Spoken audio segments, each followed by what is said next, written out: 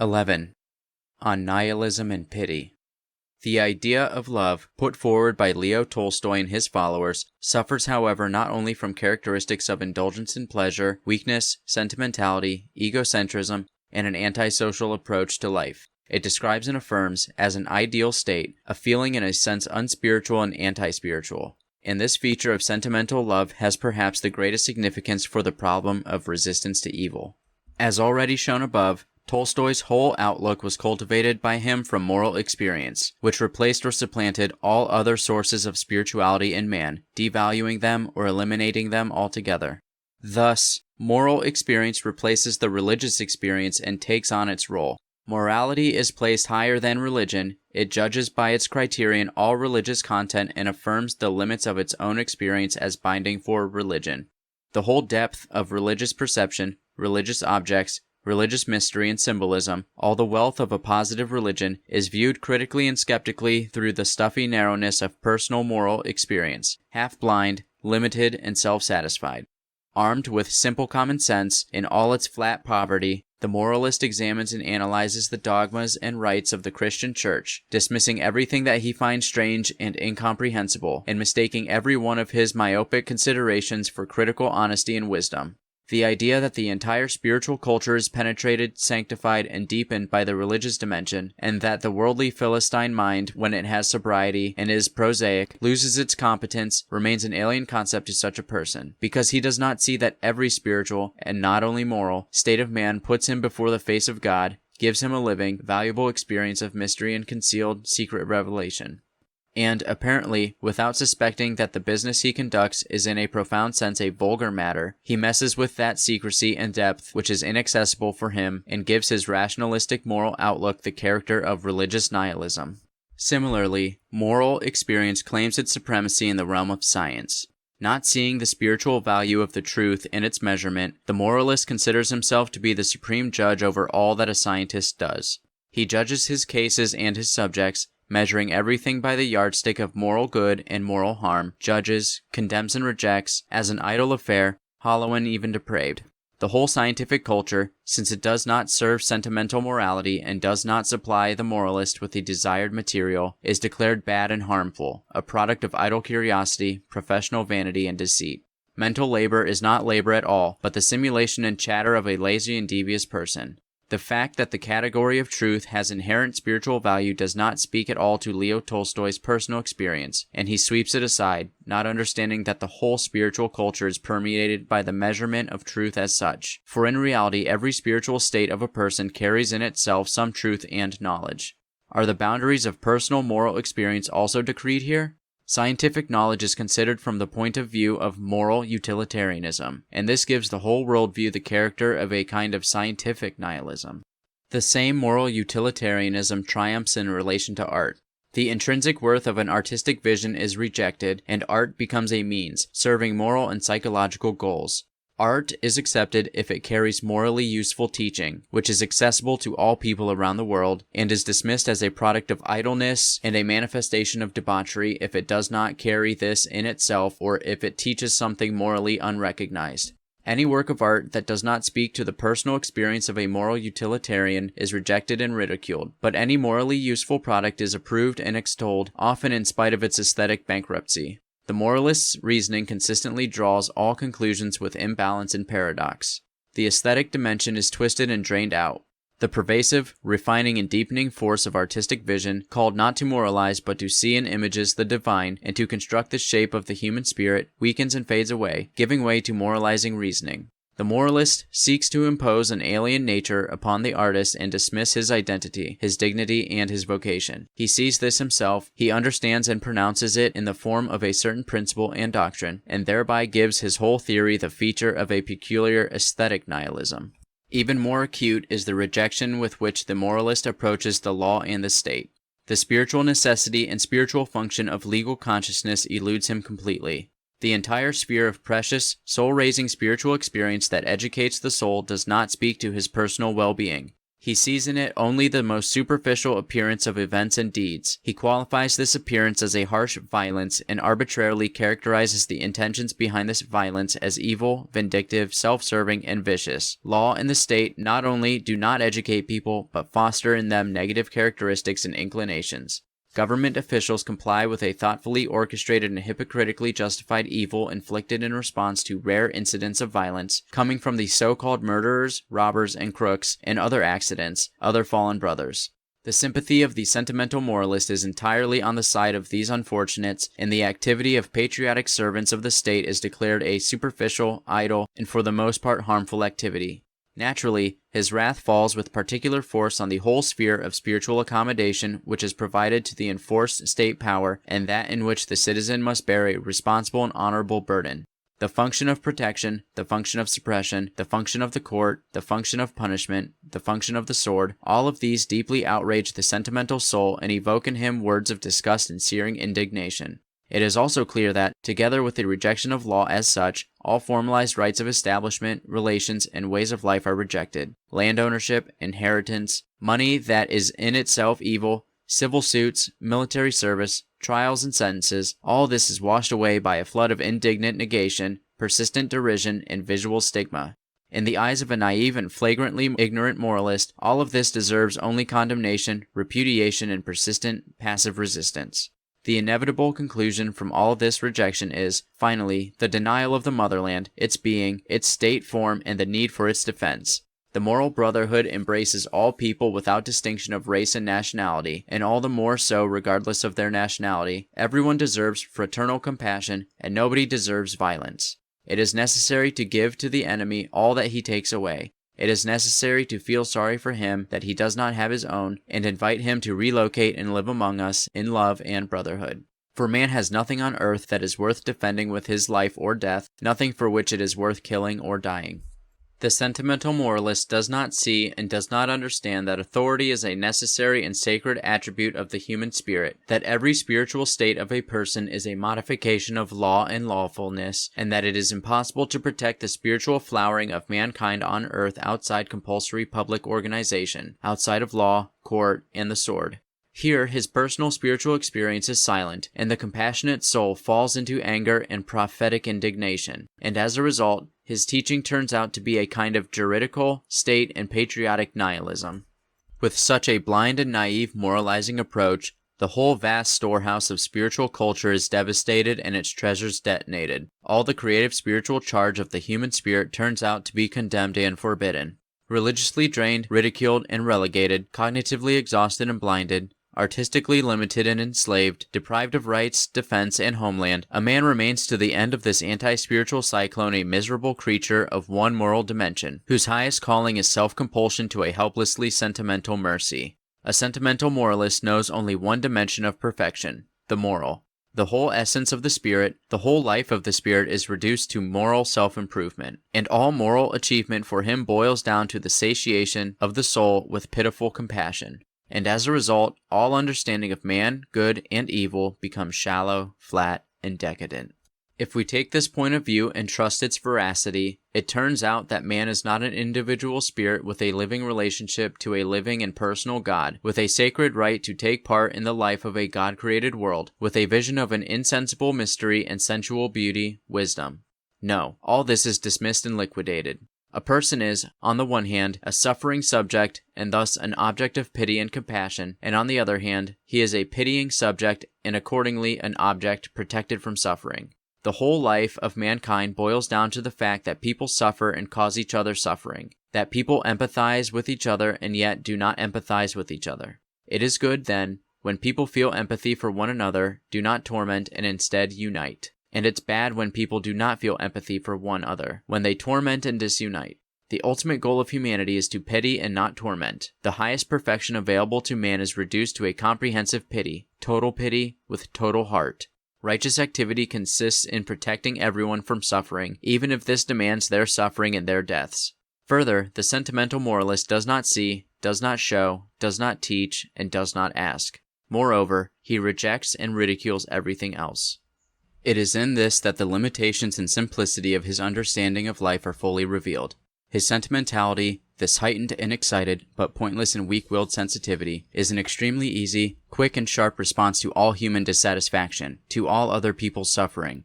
His sentimentality is wounded by it, shudders with terror, and begins to limply daydream about its removal, its cessation, its end. And this is the wisdom of life. Suffering is evil. This is the first, hidden axiom of this wisdom, from which everything else is derived. If suffering is evil, then the infliction of suffering, violence, is evil. On the contrary, the absence of suffering is good, and sympathy for others' suffering is virtue.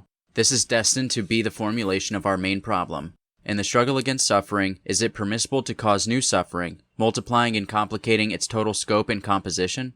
The answer is clear. There is no point heaping Pelion upon Ulsa. Satan cannot be expelled by Satan, untruth cannot be cleared out by untruth, evil cannot be defeated by evil, dirt cannot be washed away with mud. And this answer is only consistent. If suffering is really evil, then who will agree to increase its volume while seeking to reduce its volume? Or to put it another way, who will agree to enter on the path of the devil in order not to join him? Thus, the fundamental principle of sentimental morality is revealed. It rests on anti-spiritual hedonism. Contrary to all this, in reality a person with his nature, his desires, abilities, and goals is arranged in such a way that it is easiest for him to satisfy his needs and fancies, while most difficult is the will to spiritual perfection, the efforts which contribute to this, and the achievement of it. A person is always drawn downwards to pleasures, and especially to sensual pleasures, and rarely is he drawn up to the perfect, to his vision and creation. The way up is revealed to man and given to him, but is given only in suffering and only through suffering. For the essence of suffering consists primarily in the fact that for a man who experiences it, the way down to lower pleasures is inaccessible or out of reach. The closing of the lower path does not yet constitute a spiritual achievement, but it is a first and basic condition for ascent.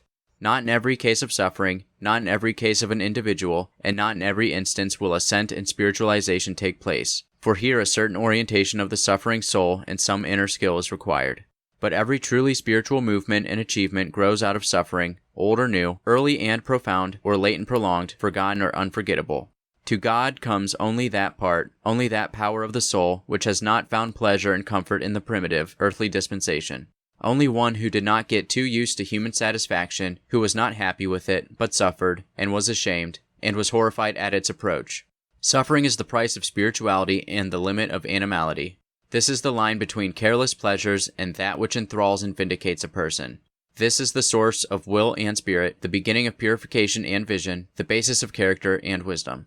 Therefore, the vital wisdom consists not in escaping from suffering as from imaginary evil, but in accepting it as a gift and a pledge, in utilizing it and wading through it. This acceptance must not occur only for yourself and myself, but for others. This does not mean that a person will purposely torture himself and others. It means that a person will overcome in himself the fear of suffering, cease to see evil in it, and will not strive to stop it at all costs. Moreover, he will find in himself the determination and strength to cause suffering to himself and his neighbor in the cause of a higher spiritual need, while taking care of one thing, that this suffering does not damage the strength of spiritual witness and spiritual love in a person. For the spirit is greater than the mind, and suffering is the price of spirituality. It was before this tragic law of the human being that the sentimental moralist stopped, shuddered, and made his refusal. He would not pay such a price for spiritualization, and closed his eyes to the substantive tragedy of man. He experienced suffering as evil and rejected it. According to this rejection, he began to search for the path to inner pleasure and found himself in ecstasy with pity. He began to regret all suffering and hold as supremely important the routine suffering of others. And further, he not only rejected the path of suffering, but also the very goal of the suffering ascent, the spirit. His sentimentality hemorrhaged into hedonism and led him to anti-spirituality. The whole spiritual treasury, all the spiritual work of mankind was condemned and rejected so that people would not suffer and would not offend each other, for the sake of a single, higher achievement, universal pleasure through mutual pity. This sentimental hedonism teaches that there is nothing higher in the world for the sake of which it would be worthwhile for people to suffer by themselves and to impose suffering on their neighbors. The whole task is that all internally turn their suffering into compassion and thereby pave their way to higher pleasure. Above this, there is nowhere to go and no need to seek out a new height. Violently, this cannot be achieved, and therefore violence, as aimlessly multiplying the suffering of people, is condemned unconditionally. But this also means that spiritual nihilism is the product of sentimental hedonism. The doctrine of non-resistance to evil using violence is a consistent conclusion of both. All this can be expressed thusly. The morality of Leo Tolstoy sees in the idea of good an element of love and does not see the element of the spirit. Therefore, it affirms as the supreme value an unspiritual and anti-spiritual love, which turns out to be weak-willed, sentimental pity which reduces all the higher values of life to a level of rudimentary, instinctive sincerity. Accordingly, the morality of Tolstoy sees in the idea of evil an element of hatred, yet does not see an element of anti-spirituality. Therefore, he sees the most serious sin in enmity or its external manifestations, condemns the spiritually correct separation of the non-villains from villains, and does not notice that he himself incorporates into his ideal a devilish, evil anti-spirituality. As a consequence, his whole doctrine of good and evil turns out to be distorted and untenable. Good appears in an image which is shallow and flat, hedonistically self-confident, spiritually dead, and sentimentally idyllic. Evil appears in an image which is relatively harmless, external violence, easily overcome, devoid of its essential virulence, and at the same time causing in the moralist inappropriately exaggerated, affected indignation. All the divisions of good and evil turn out to be wrong, spiritually nihilistic, sentimentally vulgar, weak-willed, and spiritually irresponsible words and deeds belong to virtuous men. And on the contrary, acts which are heroically strong-willed, prophetically angry, and which consist in suppressing evil and punishing the villain, are ranked among the most shameful and basest manifestations of man. And all of this must be straightforward in the reasoning and naivete of the egoistic Philistine. Naturally, together with the rejection of the spirit and the determined preference for an unspiritual, self-pitying, and indulgent soul, everything in life shifts and depreciates. That in the name of which a man stands, lives on earth and suffers, is obviated, but what remains and seeks to take place of what has disappeared is not that which costs him suffering and death. In fact, the spiritual principle in man is the source and instrument of divine revelation. It gives a person something that makes life worth living, makes it worth educating oneself and others, to suffer and lift burdens. Here there is a jewel worth living and dying for. Through it we can comprehend life, suffering, and death. This sacred thing is not only more personal than mere morality or pleasure. It is more than any set of people who reject it and oppose themselves to it. For by this sacred thing, what is primary, real, and holy in man, in people, in humanity is determined. And it is in service to this that a person finds the final and most important reason for compulsion and suppression. With the fall of this sacred thing, everything comes down to a mass of individual people, first indulging in mutual offense and violence, then enjoying mutual compassion. All of them are equal moral atoms, and there are no servants among them, or authorities of the sacred thing, before it responsible, before it empowered, representing it, and for it doling out death and punishment. There is no church, the repository of revelation, there is no homeland, a living treasury of the spirit, there is no wisdom and no national assent to it. There is no beauty, no heroism, no honor, and no living tradition. Gross and vulgar violence is seen where the real secret of political unification is actually being created. People do not have to compel and induce one another. A person feels only his personal offense and the desire for payback. In light of this, one's task is not to avenge, but to forgive and pity. And if one manages to love his abusers and not offend anyone, the goal of his life is achieved.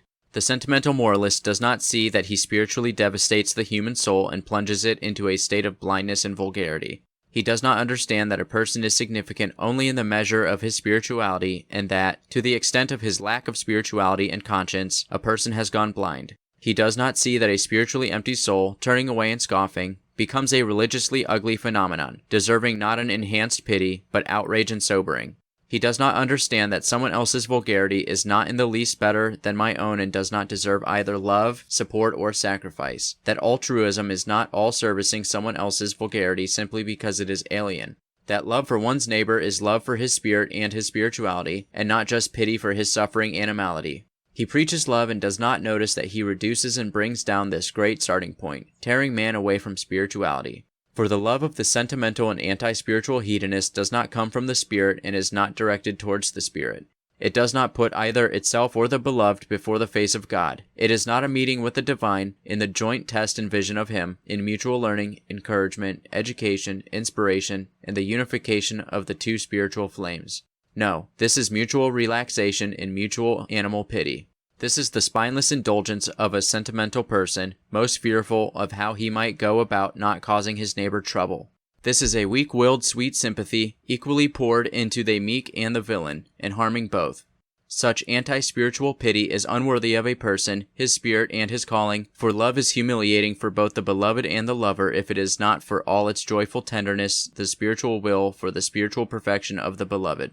This is the meaning, and such are the consequences of the sentimental nihilism put forward by Leo Tolstoy and his followers as a single-minded moral revelation.